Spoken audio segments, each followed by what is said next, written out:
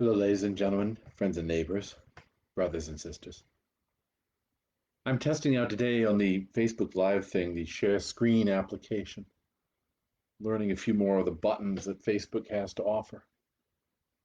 And as a study that I've been wanting to do for a while, I wanted to study a little bit about this magnificent piece of artwork that you hopefully see here in front of you.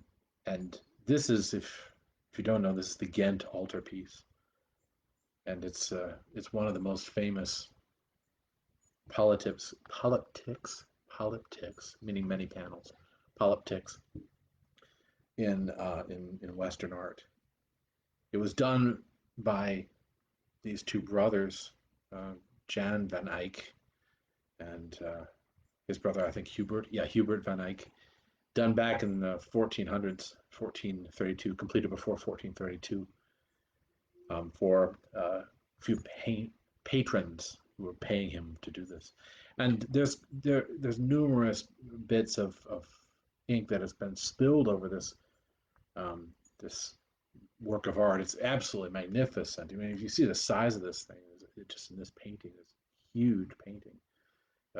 It's on wood and has gold leaf on the frames, but really the panels are where the real art is. It was a magnificent piece of work that was apparently stolen several times in history by various people, including the Nazis at one point during the World War II, who stole the piece of work and hid it in a salt mine of all places. And there's a great, well, not great, there's a fairly good movie called Monuments Men, which stars George Clooney, about the U.S. soldiers that tried to, and successfully did, recover the painting from the salt mine days before it was going to be blown up, because the Nazis didn't want anybody else to get their hands on it. And in reading about this this work of art and looking at this work of art, there's a lot of really interesting things about it. I mean, I could go into detail about some of the characters in here, or about the humanistic qualities, the Renaissance movement more towards realism and humanity than to the medieval form of artwork, which is much more stylized. But I don't by any means want to or intend to create an exhaustive video. It's just an interesting work of art that I wanted to share, and also to test something of the live feature here on Facebook. So it's a dual quality here that's going on. So if you're seeing this, and I hope you are seeing what I'm seeing right now, instead of just seeing my ugly mug, you're seeing this Ghent Altarpiece, a huge work of art on wood. And you'll notice in this work, this is a piece that would fold open. So the pieces of wood would fold inward and fold outward. And when they're folded inward, they depict a different scene, which is on the back of the panels here. And when they fold outward, they depict this scene here. So to look at it for just a minute, this is the slightly less colorful, but the interior scene. And when it's folded in, it looks like this. This is the exterior or back folded in closed panels as they appear.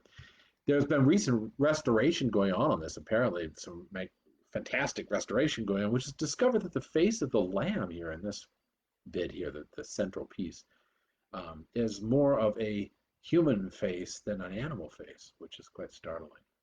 And I'm going to call that up here in a minute. This is the Adoration of the mystic lamb, I think it's called. And that piece alone has all these qualities to it, which really neat to go into. This is just the Wikipedia article. I'm just going to call this up so we have a larger painting of it. But let's see here. There it is. Okay, good. And one of the neat things to find out about as I was looking through this is an NPR article with a recorded piece to it. And I don't know if I can play this on Facebook or not, but I'm going to try. This conversation with this fellow who wrote about the Ghent Altarpiece really has some neat stuff in it. It's a 7-minute listen, not too terribly long, and it covers a lot of neat material here. But the neatest thing to me was how the painting was, or an aspect of the painting down here, I think this panel here, was stolen in 1932, I think it was, by apparently a banker, a financier, who hid it either in the cathedral there at Ghent or else nearby. And he did so in order to keep it from getting into the hands of the Nazis. That there were actually plans to disassemble the entire piece of work, the entire altarpiece, and hide the pieces around the city so the Nazis couldn't get their hands on it. And that's intriguing to me. Partly because the Nazis, we always assume the Nazis did all this because they were just pirates. They were just stealing as much as they could for money. But there's another aspect to it because the Nazis also, like a lot of characters from the early part of the 20th century, had gotten involved. The men, Goebbels and Hitler and Himmler and all these other characters, had gotten involved in the mysticism movement of the 20th century. Madame Blavatsky and those characters who sought a mystical way of looking at the world. And a branch of that mystical movement was all about power because they saw mathematics and they saw magic as a form of power and control over the world, a way to manipulate other people and dominate the minds of other people. Sorcery, if you will. Now, this may sound really ludicrous to us now, unless we actually believe that people can be controlled by images and ideas, which they may be controlled by images and ideas. But at the time, in the 30s and then in the 40s during the war, there were people who ardently believed this. They ardently believed that if you were able to master these symbols and images and artifacts, you could have a magical control over the world, over the universe. It's kind of like Raiders of the Lost Ark without the Steven Spielberg light show. But Raiders of the Lost Ark is based on an actual fact. In fact, there was a division in the Nazi army, the SS, called the Ananer. I know I pronounced that wrong, but the Ananer. And this was a think tank, we call it now. I like that, think tank. It's such an awful phrase. But the think tank in Germany between 35 and 45. And Himmler, right, who was headed this up, basically got these guys together to hunt down mystical or magical symbols and artifacts throughout the world in order to use them for power for the Nazi party, right? And the Ananer went around in excavation sites around Europe mostly, but around the world in order to excavate these symbols of power. And again, this really sounds a lot like Raiders of the Lost Ark, right? But Raiders of the Lost Ark is based on this actual fact. It really did exist. So what were they hunting for? They were hunting for all kinds of symbols, Nordic symbols especially, Norse symbols especially. But they hunted down, for instance, in Greece, the symbol of the hooked cross, which was a symbol they assumed of eternity and of power. In Greek culture, it was a symbol always of eternity, repetition, eternity, that humans were part of a great pattern that repeated over and over again. Well, the Nazis considered themselves to be creating a Reich that would last 1,000 years, they said, which is itself an exaggeration, but it says how they were creating a Reich that would last forever, in perpetuity. So they wanted a symbol that represented that eternal vision. And they got that eternal vision symbol from Greece, and they brought it back and used it, and we call it now the swastika. We refer to it as a swastika, which in and of itself is simply a symbol, but they used it for power in order to rally people around a symbol, dominate the minds of others, and represent a Reich that would last, a reign that would last forever. Now, that being said, the swastika was not the only symbol they were looking for. They were also looking for other symbols of eternity, symbols that were particularly powerful or that would last forever. And here's where the Ghent Altarpiece comes in. I find this really kind of baffling, right? It says this is an article here, if you can see this, and again, I hope you can. There's an article in the Guardian about the Ghent Altarpiece, Truth About the Most Stolen Artwork of All Time by Noah Charney, written in 2013, so 7 years ago. But it says that in 1934, one of its 12 panels was stolen in a heist that has never been solved.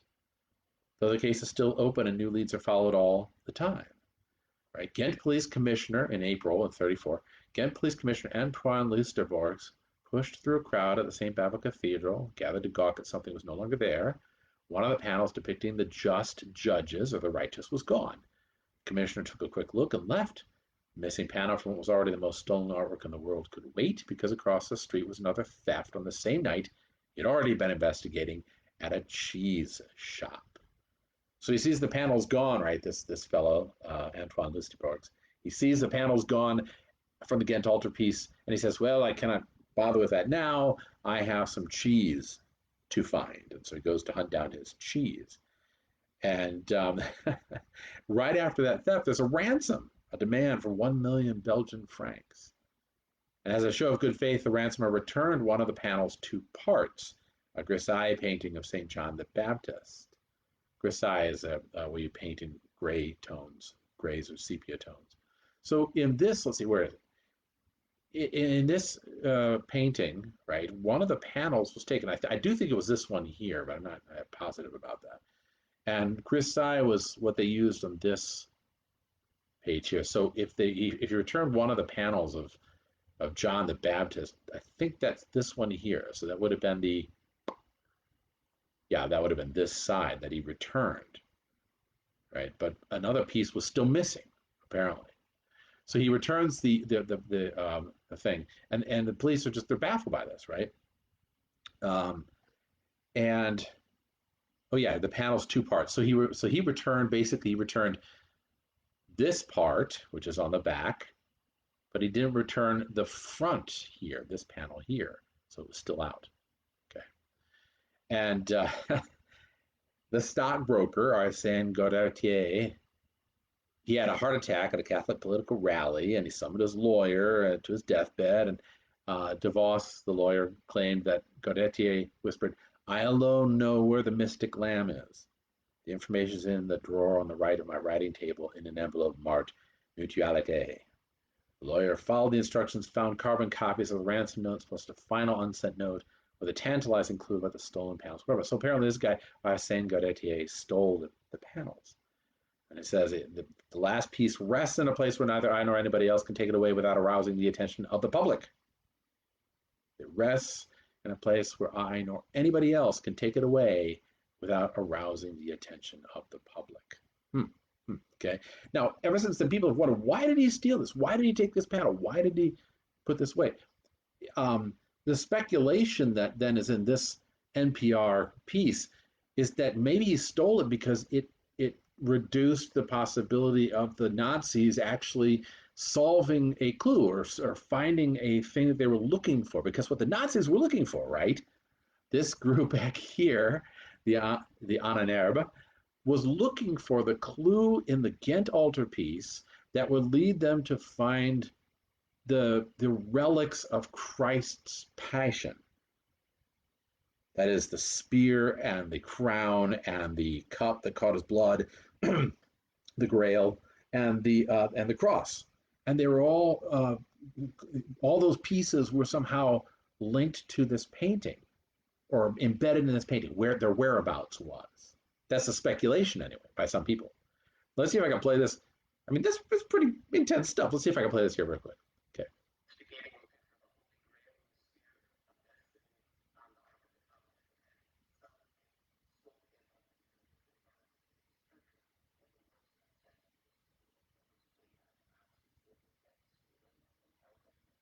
The Nazis stole it and held it in a assault line. Yeah. Yeah.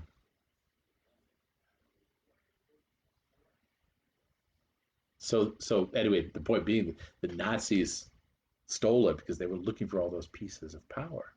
Yeah, because the Ananer was looking for power pieces that they can then solidify their power base. That's kind of intriguing. There's a lot to study in this piece of work. I mean, you could look like if we looked closely at this part, which is the Annunciation, and there's actually a what is a Khan Academy thing that does some good close-up work of this. This is the Annunciation. They point out there's this empty space here in between Mary and the angel. And the angel is announcing the birth of Christ to Mary here. And just down below would have been this part that was stolen. So something in this area, on the other side especially, was taken because it might have revealed the location, et cetera, of the artifacts. And the angel is like has this finger here that he's pointing to. He's like beckoning Mary, come here, come here. And Mary is the angel is saying a Latin phrase, which is I think it's um, was it behold the handmaiden of the Lord or something like that, or no, she says that. She says Ecce ancilla Domini, and she says it backwards and upside down, as is pointed out. I don't know if I can actually show that or not, but you can just barely make it out here, backwards and upside down. Ecce ancilla. Why would it be backwards and upside down? I wonder. Why would it come out backwards? Well, that was a medieval thing where you just have the piece coming out backwards because it was emanating from a person's mouth. But upside down, that seems really strange. Like as though um, God were looking at it, right? Maybe, maybe, maybe. Now here's where I bring some knowledge that I have to this, that the medieval artists themselves were also steeped in a form of symbolic mysticism, which connects directly to mathematics. And they would have based much of their painting or their work or their music or their architecture on mathematical principles, which to us now are currently lost. But one of the mathematical principles that they would have used was this series of geometric overlapping circles. Now remember, this can be taken into the realm of mysticism and the realm of magic and blah blah blah blah blah, and people have used it for that. But it's in this case, it's primarily a form of artwork that when you go to set up the composition of a piece of artwork, you would base it upon certain mathematical principles of where you placed your stuff. Right. So, like in this painting here of the Annunciation, where are you going to put the angel Gabriel? Where are you going to put the Virgin Mary? Well, are you going to put something directly below Gabriel's knee, or is it going to go down below him here to the corner? Or where are you going to place all the stuff that you want to put into the painting? Well, you'd use this series of symbols that had meaning to them. So, like here, if you can see my pointer here in number 3, the triangular grid of 3 interlocking circles, that was a representation of the Trinity. And it could take different forms of the circle being, bigger or smaller. But that was a representation of the Trinity. And here you had other representations of that showed different things like the flower, what was called the flower of life, and the fruit of life. And there was one in particular, like here, this is the circles with 7 different arcs and pendulums called the flower of life. There's one in particular that was particularly powerful, and it was used quite frequently. So again, these are constructions based upon the circle that then when it had other circles added to it, interlocks and creates different forms. So you're looking at, unity, duality, trinity, so on and so forth, until you come to this piece of work.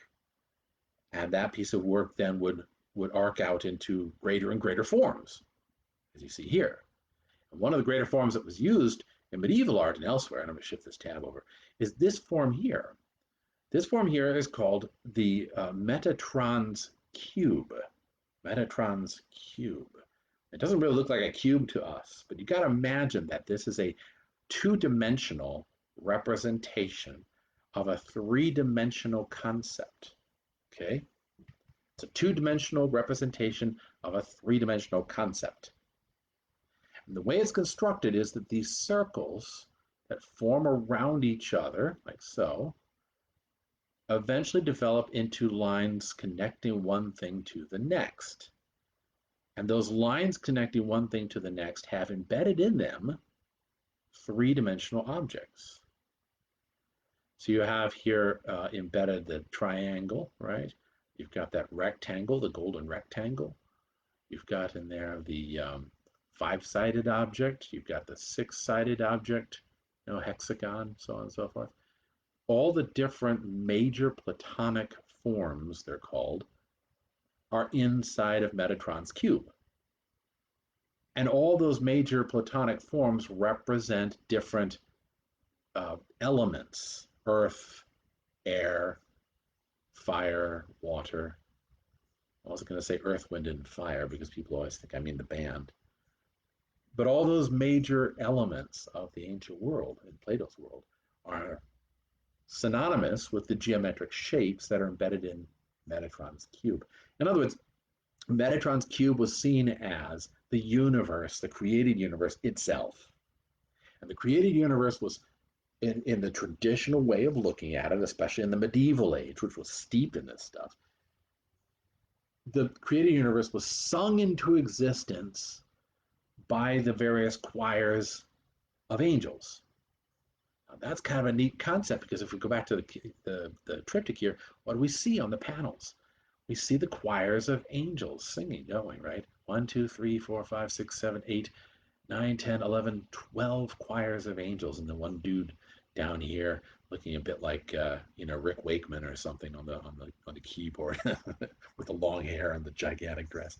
But all these powers, these angelic powers, are singing the various different tones that then bring into existence the universe. That's what they're doing. They're not just having a little ditty here, It's not just like some jam session of angels, nor are they actually just singing because God's like, hey, all right, sing, with his fingers up.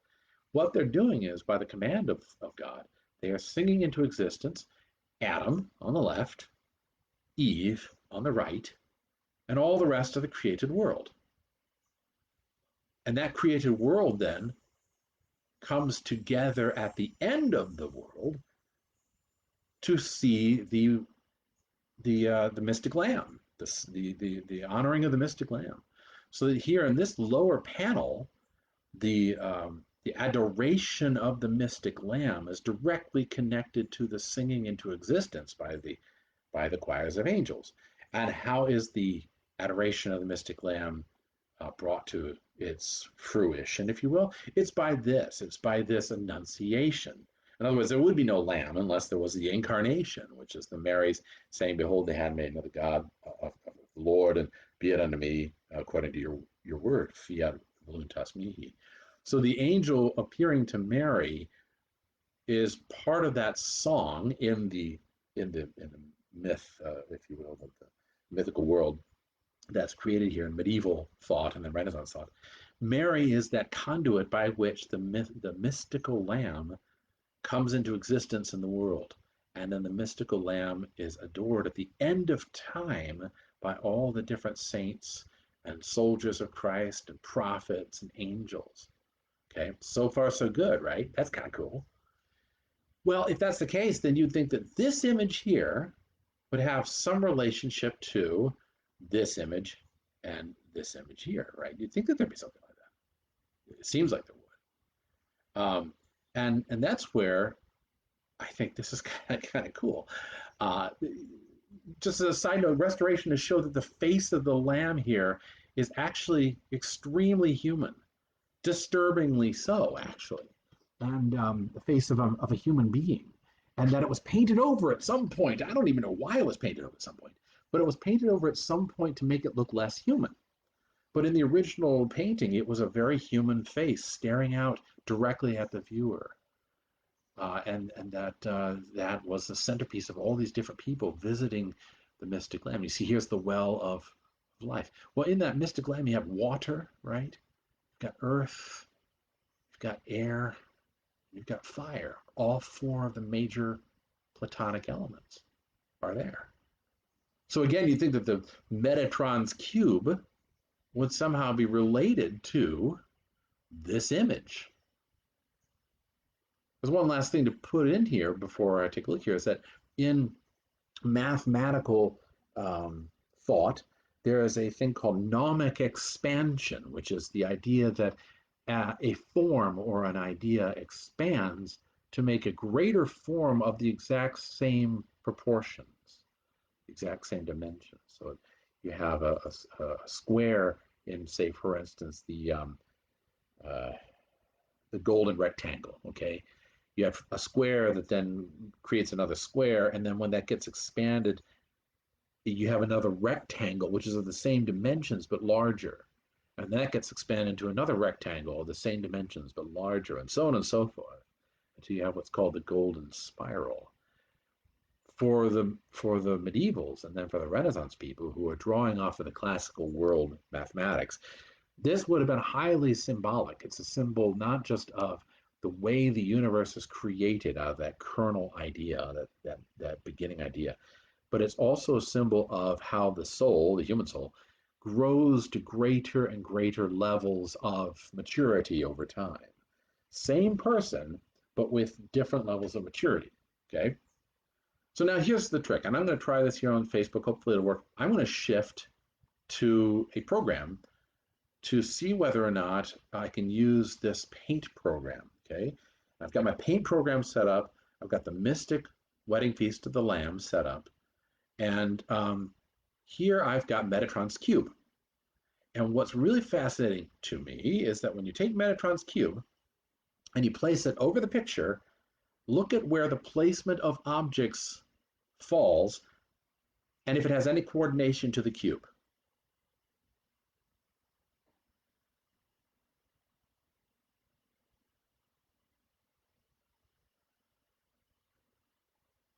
According to the cube here, the placement of the cube, you've got the emanation of the divine power coming down as through a medium source, a medium of the mystic lamb, to the world itself, that then provides into the world through water, the blood of the lamb through water, provides the very ground itself with fertility, with life, with the fructifying nature that you see all around in this painting. The little detail of flowers and leaves is spectacular on this painting.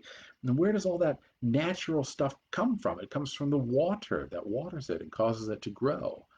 And those little flowers and leaves in detail are like the little flowers of saints and prophets and angels and knights that all come riding around to adore the source of all this. And what's really neat to see is that the placement of those objects falls in the spaces of Metatron's cube. In fact, one could even say that look at the angle here of the heads of the saints and the heads of the saints. It goes right up that line of the triangle, right? And the horizon itself between one group and the other, it's right there on the line. And the altar itself, it's right there on the line. And the knees of the angels clustered around the rectangle. Now, that may be pure coincidence, but in everything I've read, the medievals did this all the time. The paintings and the music and the architecture was all based on mathematical theory. So it could be coincidence, but highly unlikely that it is. In other words, the painting of the mystical lamb, the adoration of the mystical lamb, has as its compositional root Metatron's cube. And when we go and look at this same cube placed over the major portion of the triptych, it's kind of stunning how the triptych itself fits into Metatron's cube. That the pieces of the cube, of the triptych, are connected to the cube. Now, like I said, there's this thing called nomic expansion, where the small thing grows to a larger size, right? But it's the same shape, the same dimension, the same proportion. The smaller cube here has expanded outwards into a larger cube, which seems to be saying that our world is part of a larger cosmos, a larger universe, which comes out from the mind of God himself. I've often wondered with this, why, he has two pieces. Here's the mind of God, right? Comes right out. I've often wondered in this, why didn't the brothers, well, Jan van Eyck, why didn't they paint God the Father, God the Son, God the Holy Spirit as a three-part Trinitarian image? They don't do that. That's kind of startling. Instead, they say God the Father, Mary, right, and John the Baptist, which is kind of an interesting bit. I'll let you dwell on that. I don't have an answer for it, but Mary is certainly the median, as we see in the other part of the panel on the other side. She's the median by which this idea comes through into our world. She's a medium for the divine power coming into our world and becoming the mystic lamb, which is the sun down here. And so the Holy Spirit is up here in this sunlight of the lower part of the panel. So you have God the Father down into the God the Holy Spirit down into God the Son, the three parts of the Trinity. And it's really fascinating to see how this cube, this Metatron's cube, is something which fits almost perfectly into the composition of both the interior panel and the smaller part of the wedding feast of the Lamb. And I would suspect probably also into the outer part as well. I haven't set that up to look at that, but probably into the outer part as well. Because what the brothers were doing was, if nothing else, they were using this image as an image for compositional cohesion, of holding things together. Now, as a teaching tool, it could be that what they were doing too is that this image, you might have noticed, these two interlocking triangles, that in and of itself is what's called the Star of David, the Jewish symbol of the Star of David, right? And it wasn't just the Jews who saw this as a powerful symbol, it was Christians as well, because what they were seeing was that this is a form of converting the soul. It's a form of the earth itself converting up to a focal point, because the heavens themselves have come down to the earth. What's called a divine commercium, a divine exchange. Christ became man so that, or God became man so that man could become God. This image of descendit de caelo et incarnatus est, of Christ coming down from heaven and becoming man so that man could ascend to heaven and become God. That's what that image is. It's a constant conversion tool, which itself is embedded in this Metatron's cube symbol or image. Could it be coincidence? Perhaps. Could it be projection, like looking at cloud figures and finding, giraffes and things in the clouds? Maybe. But considering the fact that the medievals and the Renaissance, and before them the Greeks and even the Romans, the Egyptians, all of them it's documented that all of them used this mathematics for their art and their music and their architecture, and they thought about it all the time. So it's much more likely that a very well-trained artist like Jan van Eyck would have been using at his employ this magnificent symbol to make this magnificent altarpiece. Now, I don't know whether any of this was seen by you. I hope it was. If it was, if you saw it, please leave a comment. I hope you enjoyed it, and it gives me hope. If it worked, it gives me hope for next time when I'm able to